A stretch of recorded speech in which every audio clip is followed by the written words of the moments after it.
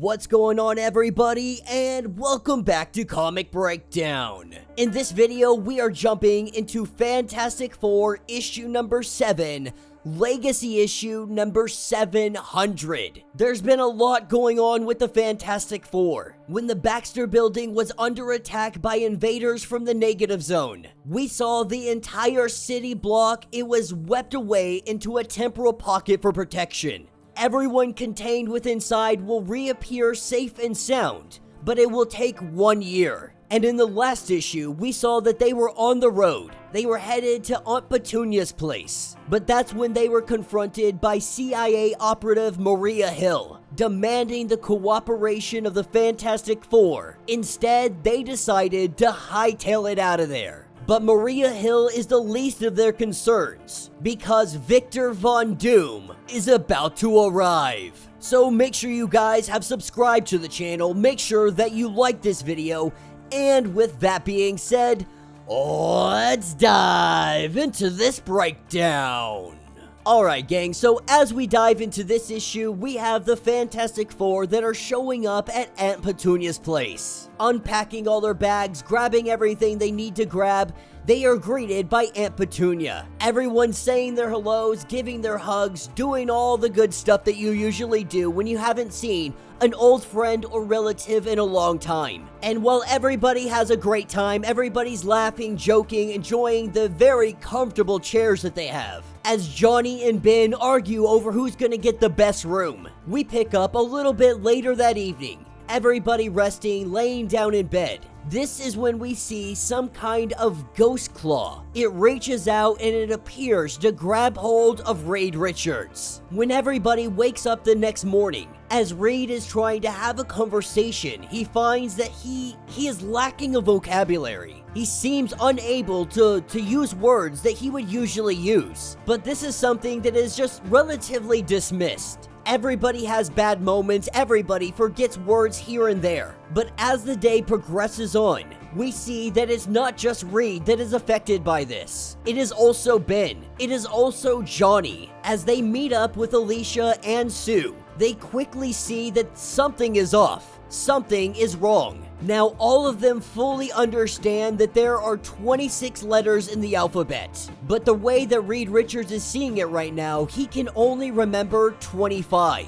When Johnny goes to sing the alphabet, they are recognizing that they are missing a letter that they simply cannot remember. Not a single member of the Fantastic Four, including Alicia, remembers what this letter is. This is where Reed deduces that something, somehow, is taking away their language, thinking that maybe this has something to do with that dimensional rotation that we had saw in issue number 5. But as the night progresses, they are learning that they are losing even more letters. They are now down to 23. While they sit here and truly try to figure out what the heck is going on, this is when a ghost appears behind Johnny. While he sings the alphabet, this ghost comes up from behind him, and we see the fight begin. Nobody knowing where this spirit or ghost came from. But as they fight, we see the Fantastic Four is losing their language. A team that once worked so good together, no longer able to speak. We see that teamwork is diminishing. They cannot operate in the same manner that they once did. As this ghost runs inside, the Fantastic Four follow behind only to find that Victor Von Doom is playing the piano. As Doom goes on his little monologue, letting them know that when they were at the Baxter building, they had the ultimate protection. They had all kinds of precaution and defenses. All this technological ways to detect this plot. But that was until everything went wrong. And suddenly, all those protections were gone. You see, Victor Von Doom just had to buy his time. He had to wait for the right opportunity to go after the Fantastic Four. And now, without their defenses, Victor Von Doom was able to manipulate them, and now they are losing their vocabulary. At this point, they can't even really speak anymore. But that's not why Victor is here. Doom has come to them because of his goddaughter. Now, Victor Von Doom at first, he believed, how could Reed Richards lose an entire city block with his own children? Surely the Fantastic Four, they wouldn't be reduced to beggars. Surely they wouldn't be able to fall for this trap. And so he watched, he waited, he observed what they were doing, and then he built this ghost, science and sorcery, introducing nanites into their body. This is how their vocabulary had been taken to them, giving them their language back. We see Doom just laying down the hate on the Fantastic Four, with Doom taking down Ben and Mr. Fantastic in the same instant, shooting Mr. Fantastic outside the door. But he's not here to defeat the Fantastic Four. He has come to do what Reed Richards cannot, because Richards has failed his beloved goddaughter before she was even born. Richards, her father, who even now fails her yet again, and again and again. Every moment he leaves her, she is trapped in time. He swore at her birth that she would be under the royal protection of Doom, and under that protection she will remain, telling Reed that you really think that you could take a year of her from me without consequence. But Doom is not here for revenge. He is here to do what Reed would call the impossible. Doom is going to save her. Doom is going to save them all. This is where Reed lets us know the technique that he invented, it's not stable, that any new time travel risks damaging the timeline itself. But of course, Doom, in all of his ego, he says that Reed Richards' limitations are not his own. Being tired of their protests, he says that his actions will speak for themselves. That is where Doom disappears. And we head back to that fateful day when the Baxter building had disappeared into the temporal pocket. The forces invading from the negative zone. Annihilus and his forces coming for them. Dr. Doom goes to take all of them on himself. As the battle continues on, the Fantastic Four doing and holding the line the best they can. Doom sees that Reed Richards is about ready to press that button. Doom going and trying to stop him, he is unable to do so. Doom finds himself floating in temporal space. Doom recognizing that he failed in his first attempt. That's where he goes back yet again and he tries again, taking the device from Reed Richards, hoping that this time it wouldn't be able to work. But again, we see the city block is teleported away, and so he tries again. He tries again and again and again.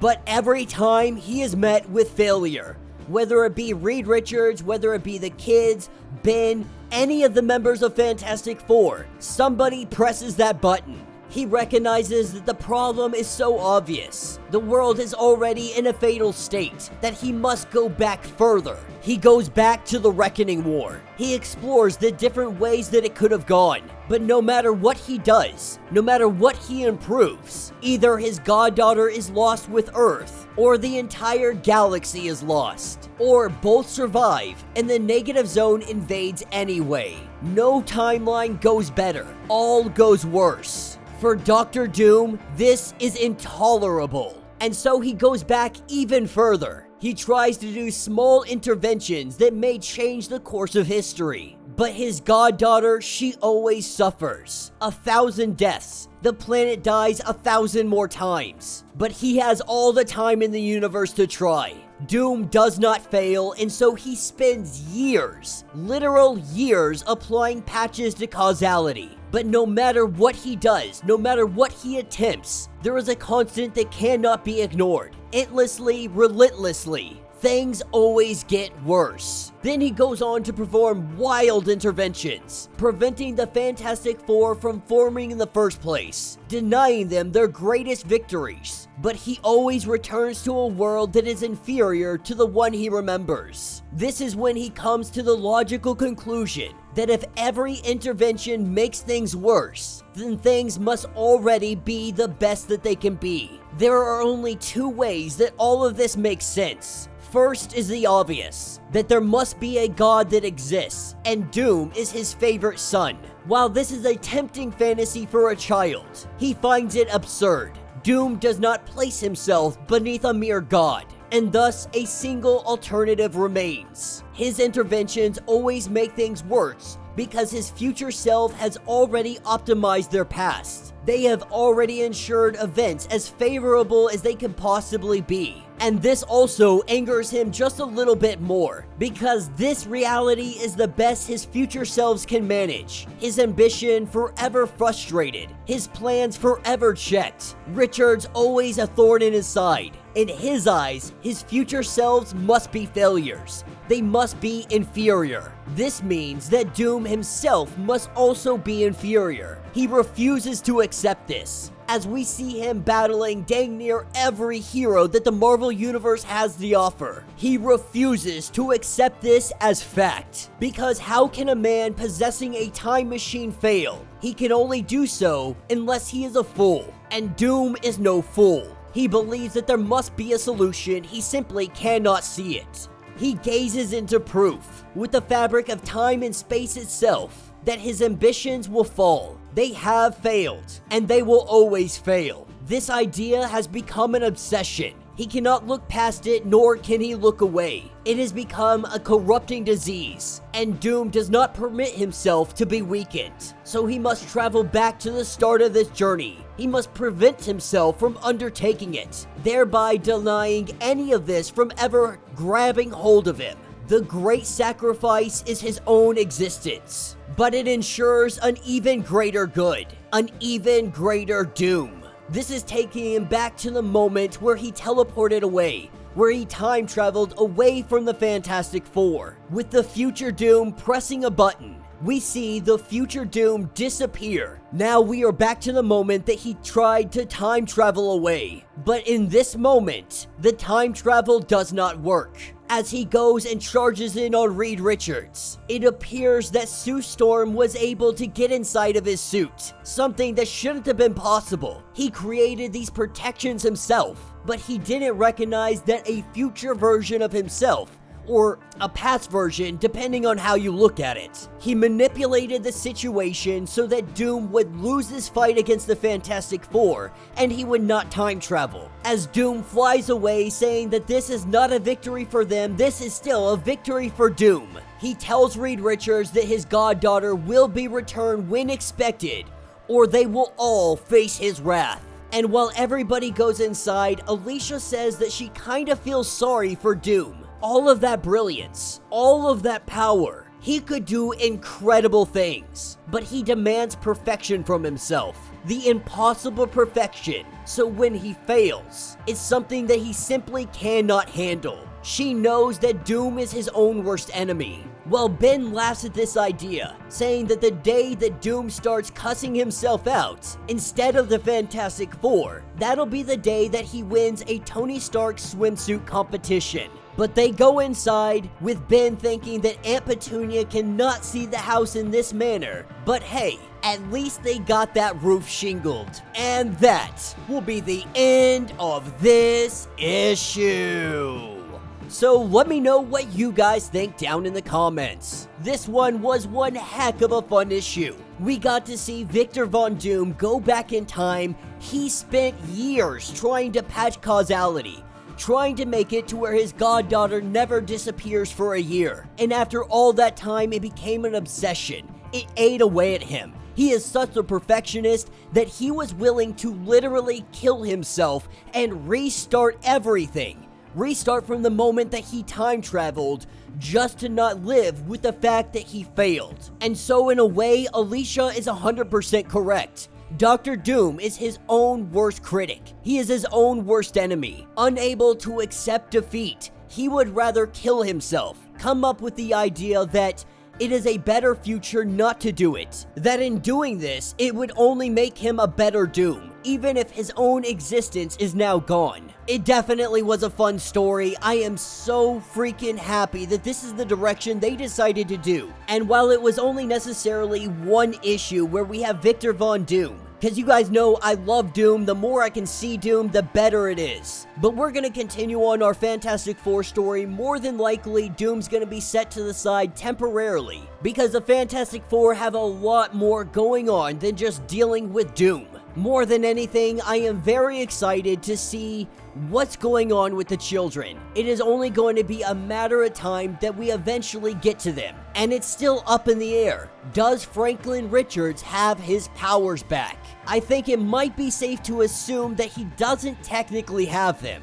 Because if he did have them, would they still be out there in space for a year? Would they still be stuck in this temporal pocket? While we still have so many questions that are left unanswered, this Legacy number 700 issue was so much fun, and I'm glad that this is the issue we got. But let me know your thoughts, let me know your theories. If you would like to get completely caught up on everything going on with this story, be sure to check out the link in my description as well as the top of this video.